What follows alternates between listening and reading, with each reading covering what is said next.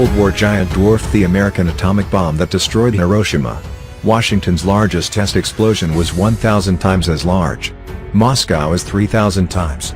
On both sides, the idea is to prevent attacks with the threat of major retaliation, by mutual destruction, or MAD. The psychological bar is so high that a nuclear strike is considered unthinkable. Today, both Russia and the United States possess far less destructive nuclear weapons. They are only a fraction of the power of the Hiroshima bomb, their use perhaps less frightening and more plausible.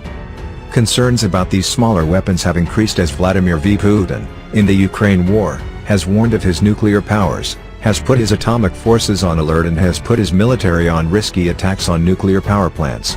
The worry is that if Putin feels cornered into conflict, he might choose to detonate one of his smaller nuclear weapons, breaking a taboo that was established 76 years after Hiroshima and Nagasaki. Analysts note that Russian forces have long practiced the transition from conventional to nuclear warfare, primarily as a way to win after losing on the battlefield. And the military, they added, which has the world's largest nuclear arsenal, has been exploring various escalation options that Putin might choose. The chances are small but increasing, said Ulrich Kuhn, a nuclear expert at the University of Hamburg and the Carnegie Endowment for International Peace. War is not going well for Russia, he said, and pressure from the West is increasing.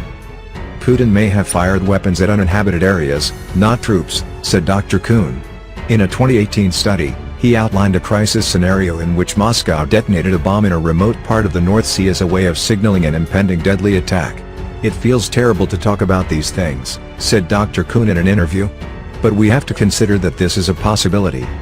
Washington expects more atomic moves from Putin in the days to come. Moscow will likely increase its reliance on its nuclear deterrent to signal to the West and project power as war and its consequences weaken Russia, Lieutenant General Scott D. Berrier, director of the Defense Intelligence Service, told House Armed Services.